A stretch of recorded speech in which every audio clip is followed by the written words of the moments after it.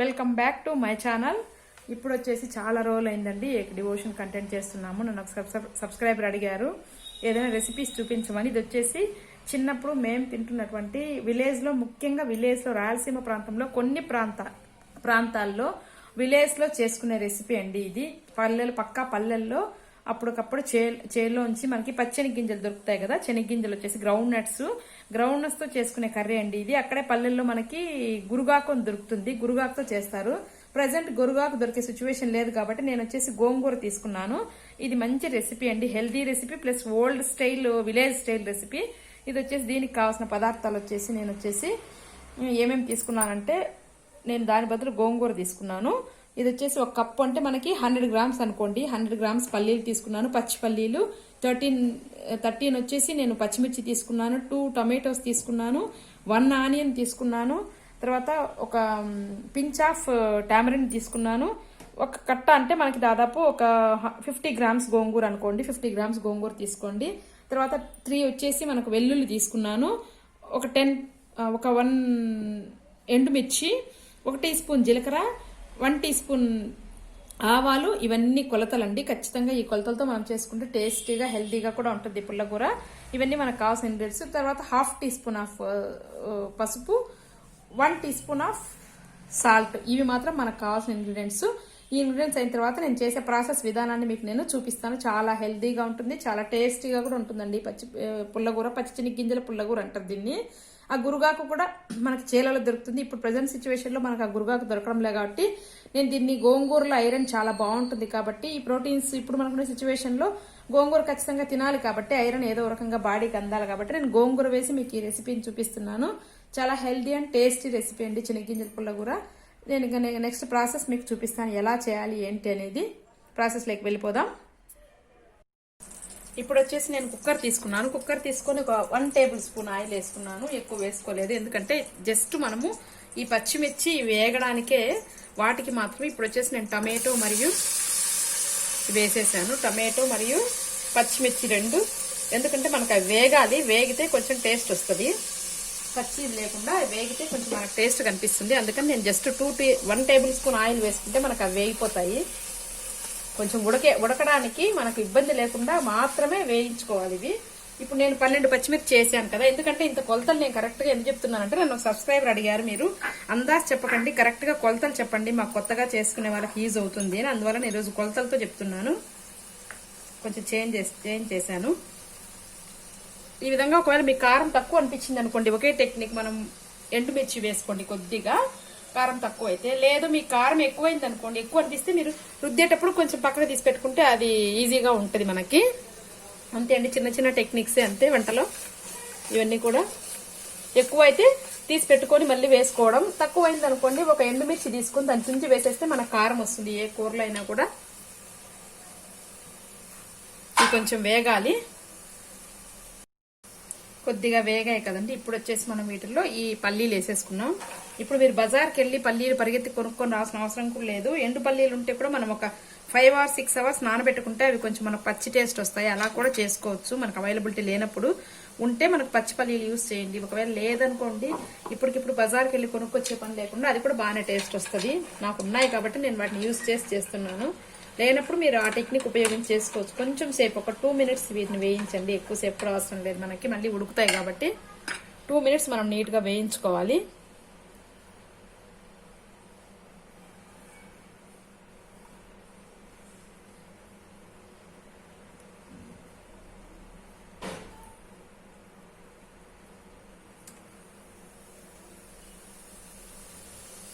ఆ తర్వాత ఒక్కొక్క ఇంగ్రీడియంట్స్ మనం వేసేయచ్చు, ఇబ్బంది లేదు. నేను కట్ చేసి పెట్టుకున్నాను కదండి ఆనియన్ని, హాఫ్ మాత్రమే వేస్తున్నాను. హాఫ్ ఆనియన్ మళ్ళీ తిరగవాతకి వేస్తాను, నేను పోపు వేసినప్పుడు వేస్తాను. హాఫ్ ఆనియన్ వేసుకుంటున్నాను. ఆ తర్వాత ఇంకా మనం మిగతా ఇంగ్రీడియంట్స్ కూడా అన్ని వేసేసుకోవచ్చు అండి, ఇబ్బంది లేదు. ఏం వేసుకోవాలంటే మనకి నెక్స్ట్ గోంగూర వేసేసుకోవాలి. గోంగూర కొంచెం ఎక్కువ తీసుకున్నాను, టేస్ట్ బాగుంటుంది ఉద్దేశంతో. నేను ఐరన్ కదా, తింటే మంచిది అని ఉద్దేశం. తక్కువ కూడా తీసుకోవచ్చు, మీకు కావాలంటే మీరు తక్కువైనా తీసుకోండి. ఇంకా అన్ని ఇంగ్రీడియంట్స్ నేను మొత్తం వేసేస్తాను ఇప్పుడు, ఇంకా ఏవి కూడా వేయకుండా. 1 pinch ఆఫ్ చింతపండు, ఆ తర్వాత 1 టేబుల్ స్పూన్ ఆఫ్ సాల్ట్. మళ్ళీ మనం సాల్ట్ చూసుకొని వేసుకోవచ్చు, ఇబ్బంది ఉండదు. సాల్ట్ తక్కువైనా పర్లేదు కానీ ఎక్కువైతే ఇబ్బంది ఉంటుంది కాబట్టి సాల్ట్ 1 టేబుల్ స్పూన్ వేసుకుంటాను నేను.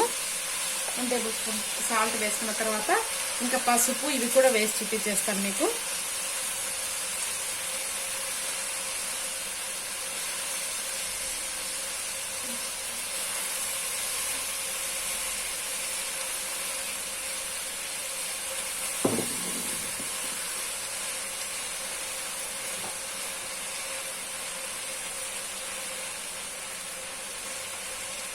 హాఫ్ టేబుల్ స్పూన్ ఆఫ్ పసుపు వేసుకోండి.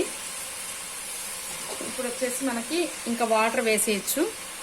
1 గ్లాస్ మాత్రమే తీసుకోండి, 1 టీ గ్లాస్ వాటర్ మాత్రమే. ఎందుకంటే ఆల్రెడీ వాటర్ ఉంటుంది, తొందరగా ఉడికిపోద్ది కాబట్టి మనం 1 గ్లాస్ వాటర్ వేసి విజిల్ పెట్టేసుకుంటే సరిపోద్ది.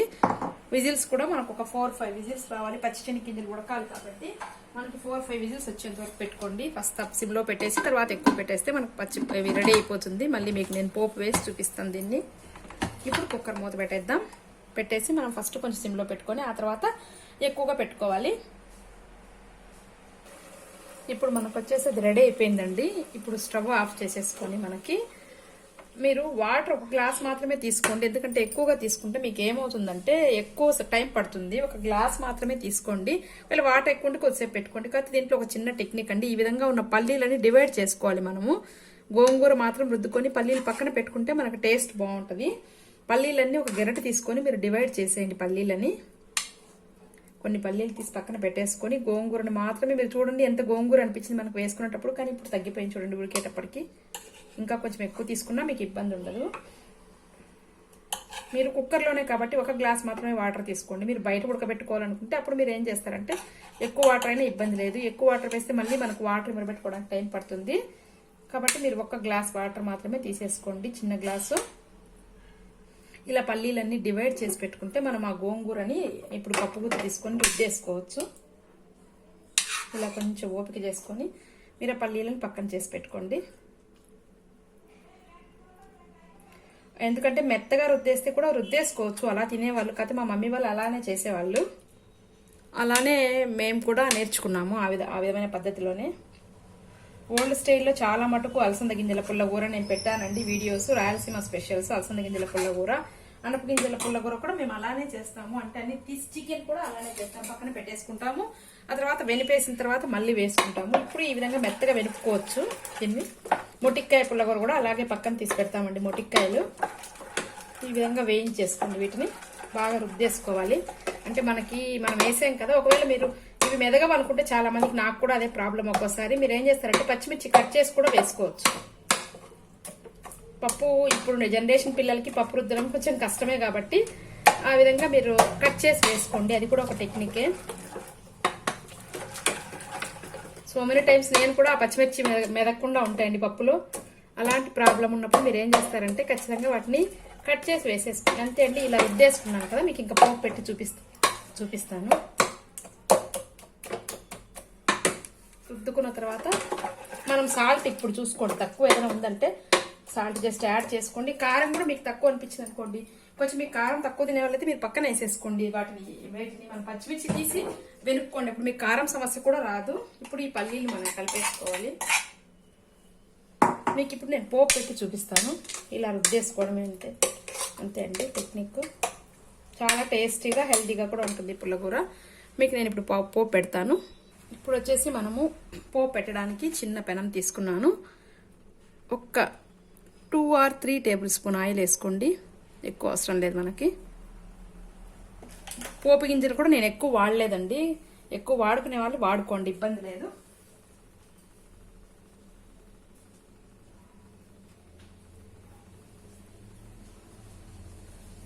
నేను ఎక్కువగా సింపుల్ తిరగవాతలే వేస్తాను, అందువల్ల తక్కువ ఇంగ్రీడియంట్స్ వేసేసాను నేను. ఆవాలు చిట్లేయండి. ఆయిల్ హీట్ ఎక్కిన తర్వాత వేసుకోండి. శనగపప్పు, ఉద్దిపప్పు కూడా మీకు ఇష్టం ఉంటే వేసుకోండి.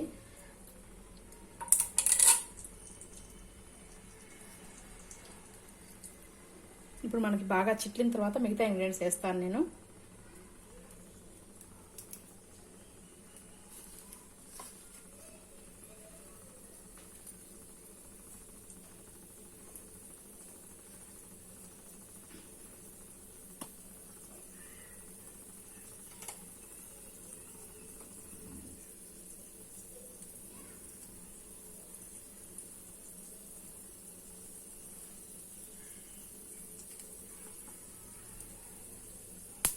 ఇప్పుడు చిట్లుతున్నాయి. మనం ఫస్ట్ ఎప్పుడైనా గార్లిక్ వేసుకోవాలండి, ఎందుకంటే గార్లిక్ బాగా ఏగిన తర్వాతే మనం ఆనియన్ వేసుకోవాలి. ఏ తర్వాతకైనా కూడా గార్లిక్ మంచిగా స్మెల్ వచ్చేటప్పుడు మనము మిగతా వేసుకుంటే బాగుంటుంది. మీకు కావాలంటే ధనియా వేసుకోండి, తర్వాత అవి కూడా వేసుకోండి. నేను యూజ్ చేయలేదు ధనియా అవన్నీ కూడా. కొంచెం వేగిన తర్వాత ఇప్పుడు ఆనియన్ వేసేస్తాను. ఇప్పుడు ఈ ఆనియన్ తర్వాత కరివేపాకు నాకు కరెక్ట్గా సరిపోయిందండి. నేను వేసిన ఇంగ్రీడియంట్స్ కొద్దిగా సాల్ట్ తక్కువ అనిపించింది. ఆ సాల్ట్ వేసుకుంటే సరిపోద్ది, మనకి కారం సరిపోయింది, పులుపు సరిపోయింది, అన్నీ సరిపోయాయి కాబట్టి నేను ఇంకా జస్ట్ ఒక హాఫ్ టేబుల్ స్పూన్ సాల్ట్ వేస్తాను అంతే అండి, ఇంకేం వేయండి దాంట్లో. నేను వేసిన కొలతల ప్రకారం అన్నీ సరిపోయాయి.